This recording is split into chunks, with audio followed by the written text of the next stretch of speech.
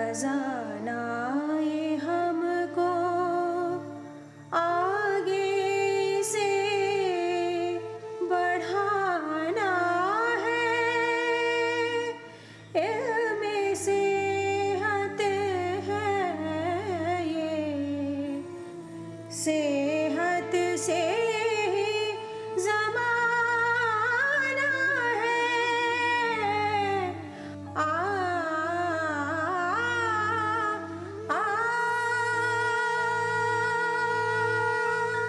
DD Urdu के programme इल्म सेहत में आपका खैर मकदम है। अभी तक हमने जाना कि यूनानी सिस्टम ऑफ मेडिसिन, जिसे हम यूनानी पैथी भी कहते हैं, क्या है। आज हम इस एपिसोड में जानेंगे कि यूनानी तिब के ज़ख़ीरे में और कौन कौन से ख़जाने छुपे हुए हैं। साथ ही साथ ये भी जानने की कोशिश करेंगे कि मरीज़ को सेहतमंद बनाने के लिए कौन कौन से तरीक़े अपनाए जाते हैं।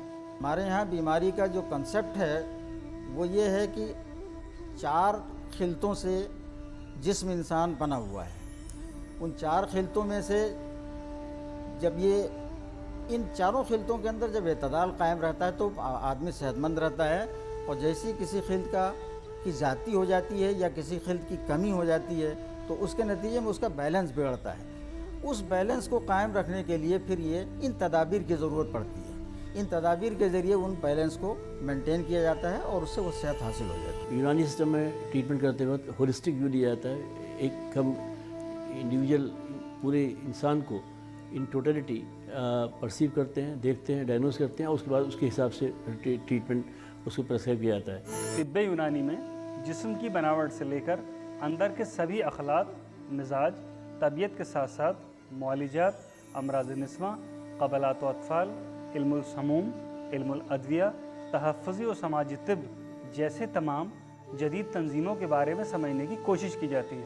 तशरीहुल बदन एनाटमी कहते हैं। ये एक ऐसा मौजू है जो गोया तिब के तमाम शोबों के लिए ज़रूरी है, चाहे वह आयुर्वेदिक हो, यूनानी हो, मॉडर्न मेडिसिन है। सर के इस स्काल्प से लेकर के और पाँव के सोल तक हर चीज़ पढ़ाते हैं। जिस्म की साख्त है, हड्डियाँ हैं, गोश्त पोस्त है, ये रगें हैं जिनको नर्व्स वेसल्स कहते हैं। ये सारी चीज़ें जब तक तालिब इल्म को नॉर्मल स्ट्रक्चर ना मालूम हो, जिस्म की तबी साख्त ना मालूम हो, तो आगे उसमें पैदा होने वाली बीमारियाँ, एब नॉर्मल स्ट्रक्चर वो पता ही नहीं चल सकता। और जब एब नॉर्मल स्ट्रक्चर से नावाकिफ़ होगा तो फिर आगे उसको मर्ज़ को समझना और मर्ज़ का इलाज, वो सारी चीज़ें उसके लिए बिल्कुल बेसूद हैं। ये शुबा हिफ़्ज़ान सेहत के ही ताल्लुक़ से जाना जाता है और इसके अंदर सेहत की हिफाजत करने के लिए और सेहत को किस तरह से कायम रखा जाए और उसमें इंसानी सेहत की किस तरह से हिफाजत की जाए, इसके ऊपर ही काम किया जाता है। हिफ़्ज़ान सेहत का जो शोबा है उसके अंदर सारे ही जितने भी डिसिप्लिन्स हैं उनकी सभी की इसमें शमूलियत होती है। अगर हमें किसी भी सेहत की हिफाजत करनी है तो हमें उस हद तक मर्ज़ को पैदा ही नहीं होने देते जिसकी वजह से वो किसी तबीब के पास जा सके। तो हम पूरी अपनी कोशिश करते हैं कि उसको सेहतमंद रखा जा सके और उसको सेहत को दायम कायम रखा जा सके, जिससे अच्छी से अच्छी ग़िज़ा उसको प्रोवाइड कराई जा सके, उसको रहन सहन की बेहतर से बेहतर तरीक़ों के बारे में बताया जा सके। शुबा इल्मुल अद्विया एक पूरा है जिसके अंदर हम मुख्तलिफ़ दवाओं को पढ़ाते हैं और दवाओं को बनाने के बाद इन दवाओं से जो है मुख्तलिफ़ दवाएँ कैसे बनाते हैं, ये तमाम तर जो है शनाख्त अद्विया दवाओं की पहचान क्या है। ये दवाएँ अगर मुख्तलिफ़ रखी हुई हमारे सामने तो तालिब इल्म कैसे उसे पहचानेगा, ये दवा कौन सी है, इसका पौधा कितना बड़ा है, ये कहाँ का नेटिव प्लांट है, तमाम तर उसका जो है कि तलबा को जो है उसको जो है रोशनास कराया जाता है। इसी तरह से इल्मुल समूम, ख़ासतौर से जो टॉक्सिकोलॉजी का अगर सब्जेक्ट हम कहें तो टॉक्सिकोलॉजी के अंदर वो सारी ग़िज़ाएँ, वो सारी अशियाएँ जो इंसान को नुकसान पहुँचाने के लिए, जिसमें ख़ासतौर से जहर आते हैं, तो इंसान की ज़्यादा से ज़्यादा नुकसान पहुँचाने की कोशिश तिब्ब क़ानून व इल्मुल समूम के अंदर की जाती है और इंसान को पूरी तरह सेहतमंद रखने की कोशिश हिफ़्ज़ान सेहत के अंदर की जाती है। अमराज़ निस्वा, क़बालत व अत्फ़ाल, तो ये जो डिपार्टमेंट है, ये जो शोबा है, इसमें 3 सब्जेक्ट हम लोग कवर करते हैं। एक है गायनेकोलॉजी, दूसरा है ऑब्स्टेट्रिक्स और तीसरा पीडियाट्रिक्स। तो डिज़ीज़ कैसे स्टार्ट होती है, किस तरह से वो बढ़ती है, यानी पैथोलॉजी क्या है, पैथोजेनेसिस उसका क्या है, किस तरह से वो क्लिनिकल पिक्चर क्रिएट करती है, यानी उसके क्लिनिकल फीचर्स क्या होते हैं, और पेशेंट को क्या फ़ील होता है, वो सब के लिए कॉमन होता है। फिर उस डिज़ीज़ को डायग्नोस करने के जो तरीक़े हैं, जो क्लिनिकल भी हो सकते हैं, इन्वेस्टिगेशनल यानी लैब टेस्ट के ज़रिए भी होते हैं, वहाँ तक हमारी टीचिंग स्टूडेंट्स को भी और जो पेशेंट को हम अप्रोच करते हैं डायग्नोसिस के लिए वो सेम होता है। हम लोग जो पेशेंट को ट्रीट करते हैं वो सिर्फ सर्जरी ही नहीं करते, बल्कि उसको हम कंजर्वेटिव ट्रीटमेंट या क्योरेटिव ट्रीटमेंट भी, यानी उसको एक चीज़ कहलाएगी कि हम उसको सिर्फ वक्ती तौर पे इलाज दे रहे हैं, और एक चीज़ ये होती है कि हम उसको मुकम्मल इलाज फराहम कर रहे हैं। तो मुकम्मल इलाज सिर्फ दवाओं की बुनियाद पे भी फराहम किया जा सकता है, बल्कि हम जो पेशेंट को सेलेक्ट करते हैं, कुछ पेशेंट्स ऐसे होते हैं जो सिर्फ जो हमारी मेडिसिन्स हैं, यूनानी मेडिसिन्स या ट्रेडिशनल मेडिसिन्स, उनकी बुनियाद पे सही हो जाते हैं। यूनानी तिब एक बहुत ही वेल डिफाइंड तरीक़ा इलाज है और इसमें कई ब्रांचेज़ हैं। तशरीहुल बदन और मुनाफिल आज़ा से लेकर इलाज के अलग अलग तरीक़ों तक। इनके इलाज के लिए सबसे पहला तरीक़ा जो अतिब्बा ने बयान किया है वो ये है कि पहले उनकी ग़िज़ाओं में तब्दीलियाँ करके देखा जाए। अगर ग़िज़ाओं में तब्दीली करने के नतीजे में अगर ये एतदाल कायम हो जाता है तो सबसे बेस्ट माना जाता है। इसलिए सबसे पहले उन्होंने कहा कि इलाज बित तग़ज़िया। हमारे पास जो पेशेंट आती हैं, जो ओपीडी में पेशेंट हमें अटेंड करती हैं ओपीडी को, तो उसमें ज़्यादातर वो पेशेंट होती हैं जो एनीमिया की होती हैं। तो एनीमिया बहुत सारे कारण से जो है औरतों में बहुत कॉमन भी है, क्योंकि ब्लड लॉस वगैरह हर मंथ होता है, तो उसकी वजह से एनीमिया हो जाता है। तो उसके लिए हम उसको क्या नाम है बोलते हैं कि हरी वो गाजर वगैरह है जैसे, और क्या कहते हैं खजूर होती है, और क्या कहते हैं इन सब का इस्तेमाल, अनार वगैरह है, फ्रूट्स वगैरह, मतलब ज़्यादातर फ्रूट्स बताते हैं खाने के लिए। तो कुछ ऐसी ग़िज़ाएँ हम मरीज़ को अपने एडवाइस करते हैं जिसमें आयरन भी होता है, और दूसरा अगर आयरन नहीं भी है, विटामिन सी उनमें है, तो वो आयरन के एब्जॉर्प्शन को बढ़ा देता है। मैं तो पिछले 4 साल में अपना इलाज करवाई थी। मुझे खून का प्रॉब्लम था, तो ये मेरा इलाज यहाँ हुआ और मैं सही बिल्कुल हो गई, और आज की डेट में मेरे पास खून का प्रॉब्लम नहीं है। मुझे तो बस खाने पीने का ज़्यादा बताया गया था, चुकंदर खाना है, गुड़ खाना है, चना खाना है, और जितना ज़्यादा मतलब फ्रूट्स खाना है खून बनाने के लिए। फिर वो बकरे का कलेजी खाने के लिए बताया गया था, ये बताया था डॉक्टर ने। क्या आपने कभी सोचा है कि बिना दवाइयों का सहारा लिए ही हम अपने बदन के दर्द, सूजन, मोटापे और ऐसे ही कितनी परेशानियों से छुटकारा पा सकते हैं?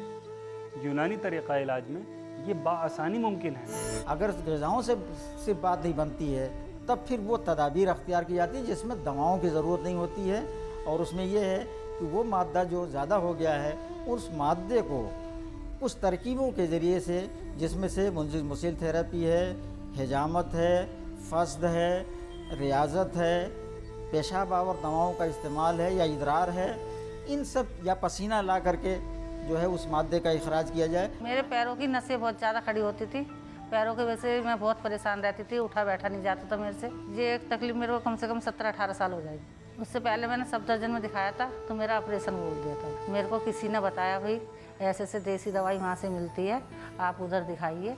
तो मेरे पैरों में से खून निकाला, उसके बाद में 2 दफ़ा खून निकाला मेरे पैरों में से, अब मुझे कुछ आ रहा। मेरे ना पैरों में बहुत ज़्यादा दर्द होता था, मैं लेटरिन बाथरूम में भी बैठ नहीं पाती थी। फिर मेरे को बताया, मैंने बहुत दवाइयाँ करी, फिर बताया कि तिब्बिया हॉस्पिटल जाओ। फिर यहाँ मैं आई, मुझे एडमिट कर लिया गया, और मेरा दर्द इतना होता था, बहुत ज़्यादा सिकाई हो रही है मेरी, बहुत आराम है मुझे। अब मैं बहुत आराम से बैठ सकती हूँ, चल सकती हूँ, कोई दिक्कत नहीं है। मेरे को 5 साल से बीमारी है, इतनी बीमारी है और मैं खड़ी भी नहीं हो सकती, सांस भी नहीं ले सकती थी। मेडिकल वाले ने बोले आपके घुटने खराब हो गए, हड्डी आपकी गल चुकी है, 3 लाख बोले ऑपरेशन की। यहाँ आके पहुँचे तो मेरे को 20 दिन के बाद में थोड़ा आराम पड़ा। मैं चारपाई पकड़ के थोड़ी बैठी हुई, खड़ी हुई। फिर इन्होंने मेरी खूब मालिश ये देखते थे, मेरे को चलाते थे, एक्सरसाइज करवाते थे। मेरा बहुत चिल्लाती थी, फिर भी ये करवाते थे मेरी बहुत महसूस करती थी, मेरी बहुत हेल्प करते थे। यहाँ के लोग इतने अच्छे, बहुत अच्छे, पूरे लोग मेरा दर्द बटाता था। मैं बहुत रोती थी, मेरे को सब विश्वास था, बहुत मेरा दर्द मटाता था। और मैं कह रही हूँ जैसा मेरा दर्द खत्म हो गया ना, अब मैं यहाँ जाती आराम होया मुझे। मेरी नई जिंदगी, नया शुरुआत मेरे को यहाँ से मिला। मैं कह रही भगवान, ये मेरे लिए एक भगवान है, ये डॉक्टर नहीं साहब, ये अस्पताल मेरे लिए देवता है। मेरे को बहुत ज़िंदगी सुधारी है, नहीं तो मेरा मरने का था और कुछ रास्ता नहीं था। मेरे घुटनों में दर्द रहता है, रीढ़ की हड्डी में दर्द रहता। 6 साल पहले मेरा सीधा पैर बेकार हो गया, ज़मीन पर नहीं आता। तो मैंने आगरा में इलाज कराया, अच्छे डॉक्टर था वो, वहाँ से उसने कह दी कैंसर है। वहाँ भी मेरे सारे चेकअप हुए, मैं सही नहीं हुई। फिर मैं यहाँ सुना था, यहाँ आई मैं। यहाँ मेरे 2 दिन में ही पैर सही हो गया है।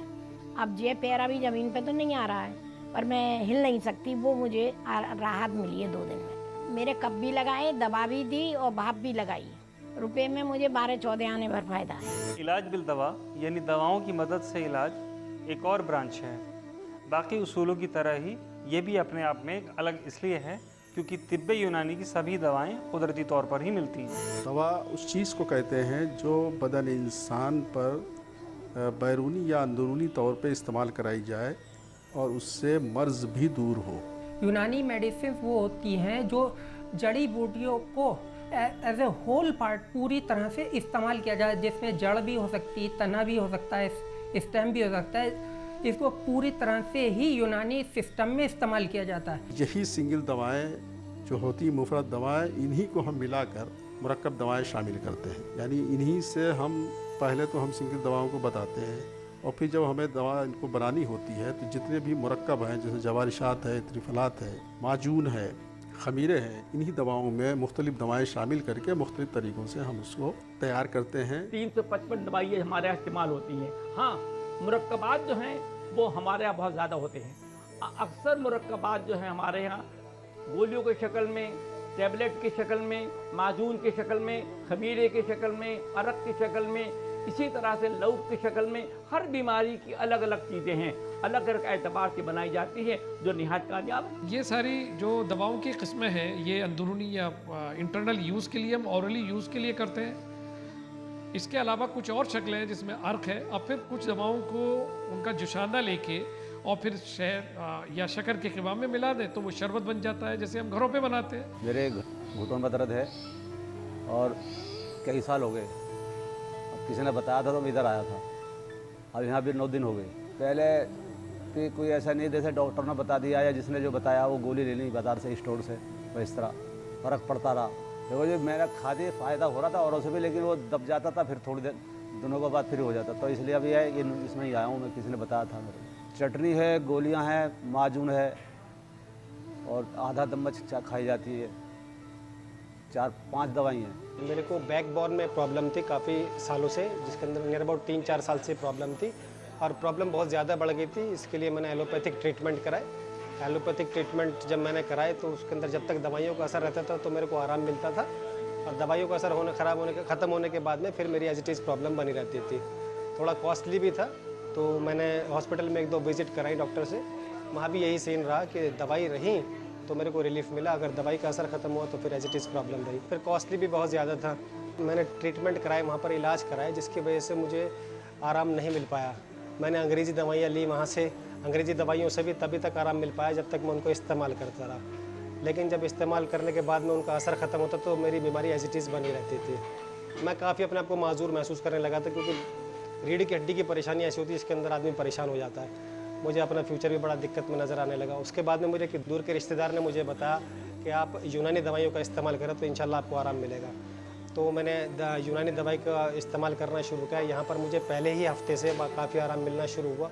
उसके बाद दूसरे हफ्ते से और भी ज़्यादा मिलना शुरू हुआ, तीसरे हफ्ते से और ज़्यादा मिलना शुरू हुआ, तो मेरा आराम बढ़ता चला गया। तो मैं यहाँ से ये दवाइयाँ लेनी शुरू की मैंने, और मुझे काफ़ी आराम है। मैंने हकीम जी को दिखाया। मुझे पेशाब में जलन होती थी, पेशाब पीला आता था, तकलीफ़ से आता था, मेरे मसाने में दर्द हुआ था, गुर्दे में मेरे दर्द हुआ था। उसके बाद में मैं जब दिखाने हकीम जी को आया, हकीम जी ने मुझे अल्ट्रासाउंड के लिए सजेस्ट किया। मैंने अल्ट्रासाउंड किया। अल्ट्रासाउंड में मेरे 2-2 mm की 2 पथरी आई, एक गुर्दे में थी, एक मसाने में थी। फिर हकीम जी ने मुझे 15 दिन की दवा दी और कहा कि 15 दिन बाद जो है अल्ट्रासाउंड करा के आना। मगर मैंने हकीम जी को आके बताया, मैंने कहा 15 दिन के बाद में अभी मुझे कुछ जलन महसूस हो रही है। हकीम जी ने कहा कि आप अभी 15 दिन दवा और खाइए। फिर 15 दिन की दवा मैं दोबारा से ले गया। फिर 1 महीने के बाद में फिर जब मैं अल्ट्रासाउंड करा के आया और मैंने आके हकीम जी को अल्ट्रासाउंड दिखाया तो मेरी दोनों पथरियाँ नहीं थी। अल्लाह करम ये हुआ कि इन्होंने दवा खाई और उसके खाने से पथरी टूट गई और जो रेज़े थे वो निकल के बाहर आने शुरू हो गए। जो टाइम दिया था 15-20 दिन से पहले वो चूरा हो गई और टूट गई। अभी कुछ रेज़े इनके निकले हैं और अब ये जब 15 दिन पूरे हो जाएंगे तो अल्ट्रासाउंड दोबारा फिर कराएंगे तो इंशाल्लाह उम्मीद ये है कि इनकी पथरी साफ़ आएगी, एक्सरे साफ़ आएगा, ये अल्ट्रासाउंड साफ़ आएगा और पथरी क्लियर हो जाएगी। मेरा जो बच्चा एक हैगा उसका वो 8 साल का है, उसको लीवर की पैदाइशी प्रॉब्लम है। तो उसको मैंने दिल्ली में कोई हॉस्पिटल ही नहीं बचा, लेकिन उन्होंने सबने यही कहा कि इसका लीवर ट्रांसप्लांट होगा। फिर मैं परेशान 8 साल से दवा उसकी दिल्ली में यहाँ बड़े बड़े हॉस्पिटलों में करती थी, बहुत परेशान हो चुकी हूँ। और उसको खून की कमी इतनी हो जाती थी कि हमें ब्लड चढ़वाना पड़ता था ले आकर बड़े हॉस्पिटल में। तो यहाँ पर उन्होंने हमें जो शरबत फौलाद बताया, दवाइयाँ बोली इन्होंने, वो हमने उसको पिलाई तो उससे उसका होमोग्लोबिन बढ़ गया, मतलब हमें चढ़वाना ही नहीं पड़ा। मेरा हाथ एक साइड का और पैर ये ठंडा हो रहा है, इसके इलाज की वजह से मैं कई जगह डॉक्टरों से इलाज कराया मगर मुझसे मुझे कोई फ़ायदा नहीं हुआ। तो मुझे किसी ने यहाँ बताया कि तिबिया कॉलेज आप जाओ, ये इलाज वहाँ पर है, वहाँ इंशाल्लाह तुम्हें फ़ायदा पहुँचेगा। 1.5 महीना हो गया मुझे यहाँ आए हुए, दवाइयाँ खाते, पहले से फ़र्क है। लेकिन इसके बारे में मैंने जब डॉक्टर साहब से पूछा, कहने ये यूनानी दवा है और इसमें थोड़ा वक्त लगता है, आप घबराओ ना और क्या नाम है दवाइयाँ खाते रहो। मैंने ठीक है, लेकिन पहले से और अब में फ़र्क है। पहले बहुत तकलीफ़ थी कि हम जब लेटते थे तो लिहाफ को चारों तरफ से दबा के, हाथ को भी कमर के इसके तले दबा के लेटते थे। अब कोई ऐसी परेशानी नहीं है, हम अंदाज़ा लगा रहे हैं कि इंशाल्लाह सही हो जाएगा अल्लाह ने चाहा तो। दवाइयाँ हमारे को कई किस्म की मिली हुई हैं, जवारश कमूनी है, जवारश आंवला है, खमीरा मरवारी है, अस्पताल की तरफ से मिलती है, हमें कोई पैसा नहीं खर्च करना पड़ता। यूनानी मेडिसिन चूँकि नेचर फॉर्म में होती है और नेचर से बहुत करीब होती है, इसका ज़्यादा अच्छा तरीका इलाज यूनानी ज़्यादा सही रहता है बनस्बत मॉडर्न, क्योंकि मॉडर्न में एक तब एक बीमारी सही होती है, उस तरफ उसके साइड इफ़ेक्ट उससे ज़्यादा पड़ने लगते हैं। इन दवाओं में चूँकि साइड इफ़ेक्ट नहीं है, इसलिए इस तरीका इलाज जो है ज़्यादा बेहतर है। कुछ पर्टिकुलर एंड सेलेक्टेड केसेस को हमें लगता है कि ये ट्रीटमेंट जो है इनके लिए नाकाफ़ी है, उसके लिए हम सर्जिकल ट्रीटमेंट जो है वो उन्हें प्रोवाइड करते हैं। दवाओं से जब बात नहीं बनती है तब फिर उसमें फिर सर्जरी की ज़रूरत पड़ती है। सर्जिकल केसेस में हमारे यहाँ जो सबसे ज़्यादा केसेस आते हैं वो पाइल्स, फिस्टुला और आर्थराइटिस वगैरह के केसेस होते हैं। तो आर्थराइटिस में और पाइल्स, फिस्टुला में या क्रोनिक वुंड और अल्सर में हमारे यहाँ केसेस सबसे ज़्यादा होते हैं, और उसमें हम बिल्कुल प्योर यूनानी वे अडॉप्ट करते हैं। जो ट्रेडिशनल नॉलेज है उसको भी हम इम्प्लीमेंट करते हैं। इम्प्लीमेंट करने से हमारा ये हरगिज़ मतलब नहीं है कि जो सर्जरी के केसेस हैं जिनको हमें ऑपरेट ही करना है तो उन केसेस में हम उस वाली नॉलेज को जो है अप्लाई करें। वो तो बिल्कुल क्लियर कट है कि एक डायग्नोसिस है और सर्जरी। ऐसे अल्सर या ऐसे ज़ख्म जो हील ना हो पा रहे हों तो उनमें हम अपना एक एक्सपेरिमेंट यूज़ कर रहे हैं आजकल, और वो है कच्चा पपीता, रॉ पपाया। उसको हम पील ऑफ करके और उसको घिस कर और उसका जो गूदा होता है उसको हम अल्सर पर लगाते हैं, या ऐसे वुंड जो हील ना हो रहे हैं उनके ऊपर लगाते हैं। तो कम से कम 15 या 20 दिन तक अगर हम इसको कंटिन्यूअस इस्तेमाल करते रहे दिन में 3 बार, तो उससे बहुत ही ड्रामेटिक चेंजेस आती हैं। मेरे को शुगर थी तो पैर में गैंग्रीन हो गया था, तो 3-4 हॉस्पिटल में गई। उन्होंने किसी ने अंगूठा काटने के लिए बोला, किसी ने वही पैर काटने के लिए बोला, मेरा बढ़ गया। तो पहले मेरी बहुत तकलीफ़ थी, काफ़ी घाव थे, 2-3 घाव थे। मैं बहुत अल्लाह को कहती थी कि मेरे ये घाव ठीक करो जो है, तो मैं पैर नहीं कटवाना चाहती, बहुत रोती थी। और फिर किसी ने सलाह दी कि यहाँ इस हॉस्पिटल में आइए तो यहाँ कुछ आपका इलाज अच्छा हो जाएगा। पट्टी करते हैं तो कच्चा पपीता लगाते हैं और सारी सफाई वगैरह करके कच्चा पपीता लगा के पट्टी करते हैं। काफ़ी मेरे को आराम मिला इन यूनानी वालों से। पहले मैं बहुत दवाइयाँ खाती थी, बहुत ट्रीटमेंट चलता था, अब मैं कुछ नहीं इतने खाती, अब काफ़ी ठीक हूँ। मेरा बच्चे का नाम प्रमोद था, उसका 7 साल था। मैं उसका न्यूरोलॉजी अल्सर था, न्यूरोलॉजी बड़ा बड़ा डॉक्टर को दिखा था, वो नहीं हील नहीं हो रहा था। वो यूनानी हॉस्पिटल में कौन कि मेरा दोस्त बोला था पाशा कर को, वो उधर गा गया मैं। वो उसका 3 महीने से ट्रीटमेंट ले रहा है इधर। 1 महीने एडमिट हुआ था इधर, 2 महीने से मैं घर पर ट्रीटमेंट दे रहा है। दवा तो कषाया दिया था, एक हलवा दिया था, वो टैबलेट इधर आया था वो भी दिया था, वो अभी ठीक हो रहा है।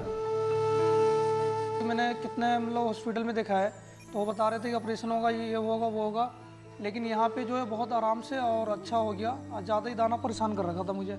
अगर मरीज़ को बहुत ज़्यादा दर्द हो रहा है या फिर हम देख रहे हैं कि उसको बहुत इन्फेक्शन के उसके चांसेस हैं, तो फिर हम एंटीबायोटिक भी इस्तेमाल कर लेते हैं और पेन किलर भी इस्तेमाल कर लेते हैं, क्योंकि यूनानी दवाओं में एकदम से ऐसी कोई वो नहीं है कि जैसे इसका इस्तेमाल करते ही फ़ौरन मरीज़ को दर्द में आराम मिल जाए। तो अगर ज़रूरत होती है तो हम मॉडर्न मेडिसिन से भी सहारा लेते हैं और उसको भी इस्तेमाल करते हैं, लेकिन ज़्यादातर हमारी कोशिश ये होती है कि यूनानी दवाओं से ही उसको ट्रीट किया जाए तो बेहतर है। मुझे फिस्टुला खुद ही हो गया था, तो मुझे लगा कि इससे बढ़िया कोई हॉस्पिटल है नहीं। और यहाँ तक कि मेरे कोई जानने वाले थे, उन्होंने लगभग जब उन्होंने बताया कि 10 लाख रुपए से भी ज़्यादा मेरा फिस्टुला में ख़राब हो गया था, अच्छे हॉस्पिटलों में जा कर के, बावजूद इसके कि उनको राहत नहीं मिली, मेरी अपनी जो खुद की जब से मैं दिखाया तो यहाँ से दवाई मिल गई, मुझे सारी दवाइयाँ मिली मुझे। और यहाँ पे दिखाया तो उन्होंने कहा कि आपको सर्जरी होगी, तो इसके पहले बगैर आपका ऑपरेशन का नहीं होगा। तो मैंने ऑपरेशन करा, मैंने कहा ठीक है मुझे ऑपरेशन कर दीजिए। तो उन्होंने एडमिट किया और ऑपरेशन किया। तो मुझे किसी तरह का कोई दवाई ना बाहर से लेनी पड़ी ना कुछ, और चाहे जो भी रही है सारा दवाई इन्होंने दिया, सुन करने का भी इंजेक्शन वगैरह, धागे वगैरह सारा कुछ करके पूरी तरह से मुझे, और मैं बड़ा संतुष्ट हूँ। बवासीर का ऑपरेशन है या हाइड्रोसिल का ऑपरेशन है या छोटे छोटे कोई फोड़े हो गए हैं या एब्सेस हो गए हैं, अगर हम उनको इंसीजन लगा के उनका ड्रेन कर दें पस को, तो ये भी तरीका हम लोगों को अख्तियार करना चाहिए। आजकल आमतौर से सारे बाहर के मुल्कों में सर्जरी का तरीका बदल चुका है, और अब बजाय इसके कि हम बड़ा ज़ख्म बनाकर पेट को खोलें, छोटे छोटे सुराखों के ज़रिए अंदर पहुंचते हैं और इंस्ट्रूमेंट्स के ज़रिए कैमरे में देखते हुए इस तरह के अंदर के ऑपरेशंस करते हैं। सबसे ज़्यादा कॉमनली जो हम लोग ऑपरेशंस करते हैं वो पित्ते के ऑपरेशंस होते हैं, जो सबसे ज़्यादा आम बीमारी है सर्जरी के मुतालिक। सर्जरी देखिए एक टेक्निक है और एक फ़न है ये, और इसमें जो मॉडर्न जो टेक्निक्स इस्तेमाल की जाती हैं उनसे हमें ज़रूर फ़ायदा उठाना चाहिए। या आजकल के जो ऑपरेशन के तरीके अख्तियार किए जाते हैं उनमें भी हमें कम से कम उसको अख्तियार करना बहुत ज़रूरी है। आम तौर से मरीज़ को दोबारा से वो इन्फेक्शन हो जाता है, लेकिन हमने जो यूनानी दवाओं का ट्रायल करा है उसमें रिज़ल्ट्स बहुत अच्छे हैं।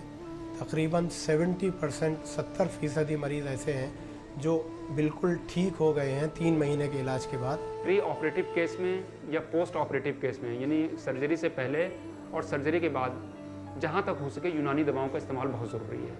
तो आपने देखा, यूनानी पैथी में इलाज का मतलब है सेहतमंद होना, ना कि सिर्फ बीमारी के आसार देखकर दवाई से मरीज़ को फ़ौरन आराम देना। और ये ख़ासियत सिर्फ यूनानी तिब की ही है, जहाँ न सिर्फ मर्ज़ को बल्कि मरीज़ को भी समझने की कोशिश की जाती है। अगले एपिसोड में हम बात करेंगे इलाज बिल ग़िज़ा यानी डाइटोथेरेपी के बारे में। इसी के साथ में आपको लंबी और सेहतमंद ज़िंदगी की दुआ करते हुए मैं आपसे विदा लेता हूँ। खुदा हाफ़िज़। पुरखों से मिला है खजाना ये हम